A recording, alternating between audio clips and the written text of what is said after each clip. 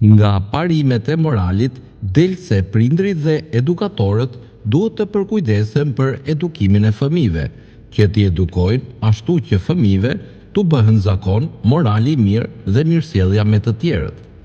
Po jo sjellin ju, o prindër dhe edukator, disa hadithe të dërguarit alayhis salam, të cilat udhëzojnë për në moral të mirë e mirësjellje reciproke.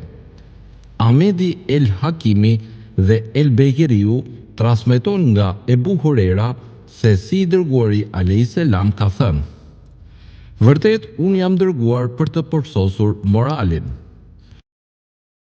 Ibn Merdevevi transmeton në zinxhir të mirë të transmetimit se si njëri e kishte pyetur të dërguarin alayhis salam për moralin e mirë, ndërsa i dërguari alayhis salam ia kishte lexuar ajetin: ti, Muhammed, merre princip faljen, urdhëro për mirë dhe hiqu nga të padijshmit.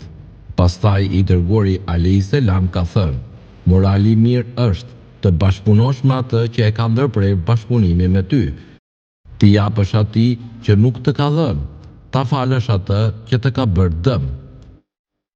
Ebu Davudi dhe Tirmidhiu transmetojnë nga Ebu Derdai se i dërguari alayhis salam ka thënë: ajo që më së shumti do të peshojë në peshoren ditën e Kiametit është devotshmëria ndaj Allahut dhe morali i mirë.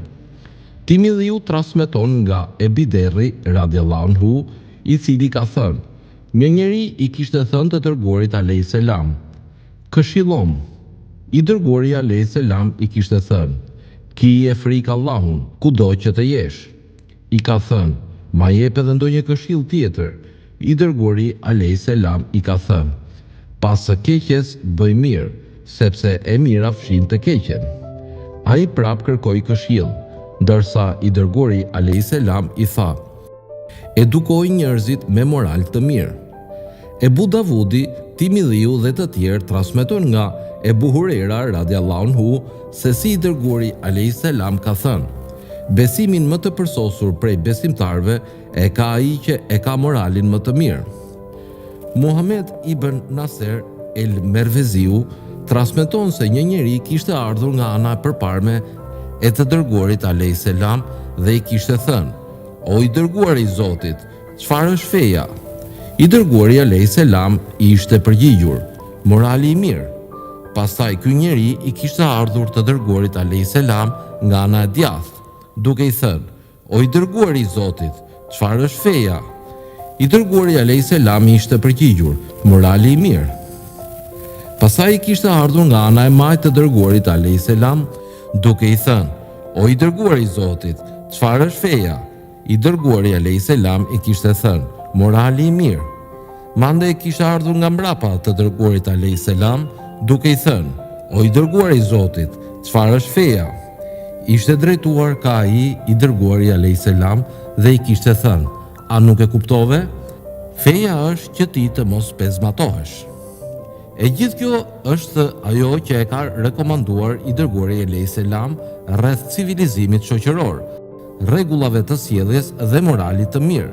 Prindërve dhe edukatorëve u mbetet obligim që të realizojnë këto rregulla, t'i mbjellin në shpirtin e fëmijëve, t'u japin atyre shembull të mirë, model të mirë. Pos kësaj prindrit dhe edukatorët e kanë për obligim që t'i edukojnë me sjellje të mirë fëmijët e tyre, t'i mësojnë që ta falin atë që i dëmton, të mos i ndërpresin marrëdhëniet farefisnore me ata që i kanë ndërprer, t'i japin atij që nuk u jep, t'i bëjnë mirë atij që u ka bërë keq, ashtu që të tillë të bëhen shembull për njerëzimin, të edukuar dhe të sjellshëm në mesin e njerëzve. Nga kjo shihet se duhet zbatuar fjalët e Allahut: ti, Muhammed, merre princip faljen, urdhëro për mirë dhe hiqu prej të padijshmëve. Nuk janë të barabarta e mira dhe e keqja, andaj të keqen kthej në mënyrë më të mirë, se atëherë ai me të cilin kishit një farë armiqësie do të bëhet mik i afërt, që frenojnë mllefin, që u afalin të keqen njerëzve, e Allahu i do bamirësit. Nëse do Allahu, në kapitullin që do të flasim për përgjegjësitë e edukimit shpirtëror, dhe në kapitullin Edukata shoqërore do t'i përmendim hollësisht vlerat shpirtërore dhe morale me të cilat duhet të zbukurohet fëmia. Në këtë rast, lexuesi duhet t'i gjejë shpjegime të mjaftueshme. O ju prindër, kujdestar dhe edukator, pas asaj që mësuat se sa rëndësi ka dhënë i dërguari alayhis salam çështjes së moralit në edukimin e fëmijëve tuaj, pas asaj që e keni kuptuar se morali është fryti i besimit të vërtetë që ndikon në përmirësimin e fëmijës, pas asaj që keni lexuar për fenomenet e këqija nga të cilat do mos duhet të largohen fëmijët, pas faktit se keni dëgjuar disa porosi të dërguarit alayhis salam për moralin e mirë, mirësjelljen. Pas gjithë këtyre, nuk ka mbetur para jush zgjidhje tjetër, pos që gjërat e tilla ti merrni me seriozitet dhe përkushtim të madh. Ti zbatoni obligimet tuaja në mënyrë më të përpikt, si në aspektin e edukimit, mësimit, përkujdesjes.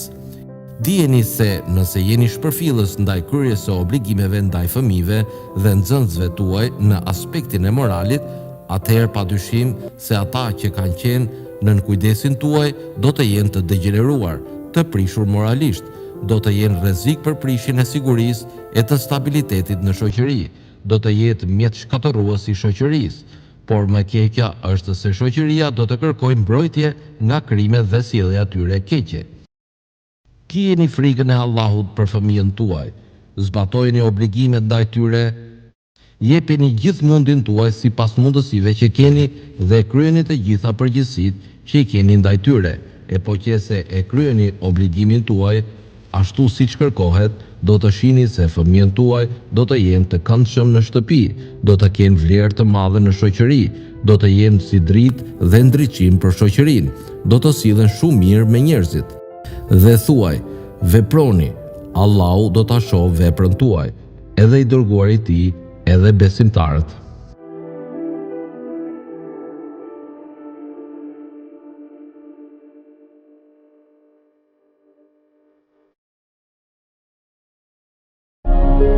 Për të gjithë ju prindër që do doni të mësonit më shumë metoda rreth edukimit të fëmijëve tuaj, vjen libri më i ri Edukimi i fëmijëve në Islam, shkruar nga autori Abdullah Nasi Ulvan, një ndërthurje mrekullueshme mes realitetit shoqëror, fesë islame dhe edukimit të fëmijëve. Bëjeni tuaj këtë libër duke porositur tani në faqen free.swiss ose në numrin +41 79 46 95 036.